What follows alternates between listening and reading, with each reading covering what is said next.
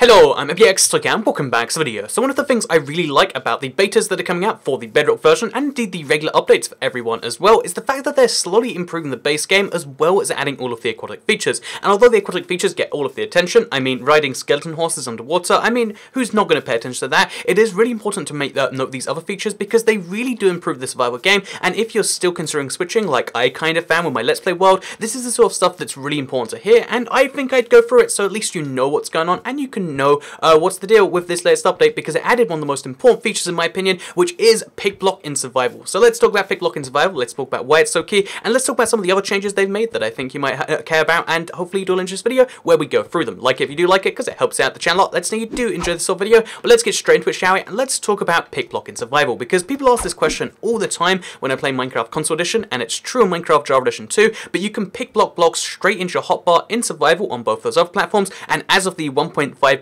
beta, let's not question the name, as of this latest beta, you can do it in survival on this platform too. So you can see I've got some blue ice in front of me, and I've got some blue ice in my inventory just over there. Without doing anything, I can hit the pick block key, and it can immediately go, apparently the pick block key, and it will immediately go into my inventory just like that. I've got it bound to something else here, but as you can see, now I've got the blue ice in my inventory, and I can go just like this. And we can do this a few times just to show that it really does work that way. So we'll take away half of this. We'll make it a huge little thing, because I want to have a little ramp for my blue ice machine anyway. So we'll just go through all of this right here, and it's kind of nice going through this, and as soon as we run out we can do the exact same thing again. And this is such a game changer for making huge builds. As someone who does a lot of like huge build projects, it's really important to have something like this so that you can see again it's a lot easier to play stuff, it's just less hassle, and it makes the game a little bit better in my opinion. So I really like this tiny change. It was basically added as a secret, again, even though it was officially on the changelog, it was in the bug fixes section as opposed to the brand new changes, so a lot of people don't know about this, and it's something I figured you probably need to know. So yeah, you can pick block any block in survival. It's really useful because it doesn't just work for blue ice or for any other building material, it'll work for anything in the game that you can physically look at and see. So again, here's another block for instance, like here we can have our grass block out,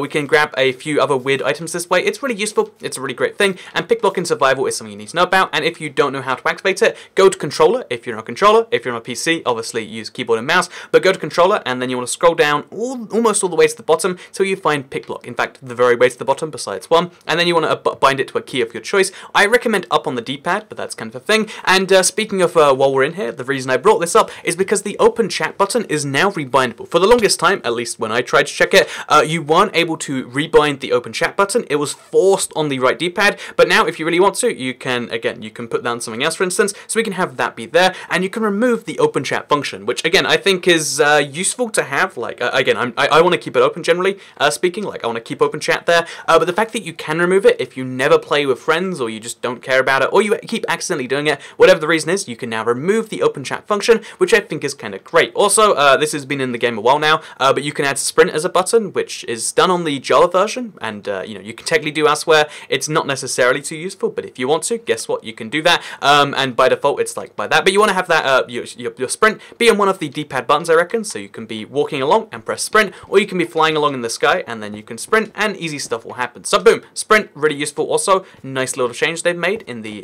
last few updates. Speaking of nice little changes, they've also changed the animations for opening chests, opening any inventory screen, anything like that, so that's a lot more smooth and fluid. So here you can see, you open the anvil, it's really smooth the way it like pulls in from the bottom. It's like a slide effect, like I do some of the titles of my videos, and exactly what I think of this is at first it was just really jarring and really bad, but I actually really like it as an evolution of Minecraft. Like, there's a lot of stuff in Minecraft that's been left the same, and the reason generally has been like, oh yeah, because let's just leave it the way it's been forever. And although I think there's some merit to leaving things how they used to be, like tradition has its role in the world or whatever, I like that they've made a genuine change to the inventory or whatever, and that's kind of nice like that. So again, if you haven't spotted this, I think it's only recently been available to non-beta players, if at all. Again, the beta non-beta divide is kind of blurred right now, but it is something that's existed in a few betas, and it's going to be in the next major update, maybe for other platforms, maybe not, but it's a really great change in my opinion. And although there's some clunkiness to the new creative inventory, I like that you can use your survival inventory even in creative.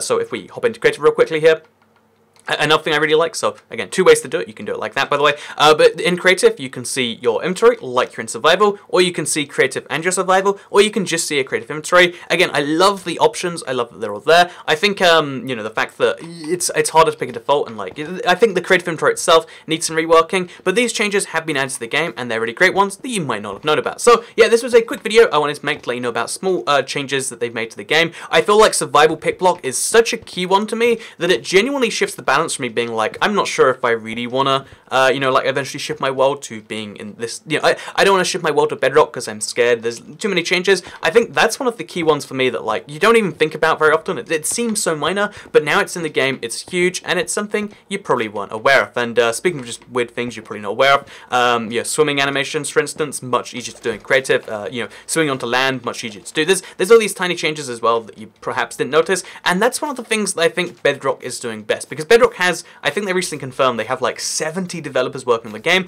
and although a lot of those developers are working on brand new features, a lot of them are working on bringing the experience up to par with Java, up to par with the console version. And although you don't necessarily see those changes on the same timescale, because large companies are a little bit slower to deploy, you know, big stuff, because, you know, there's a lot more stages they have to go through.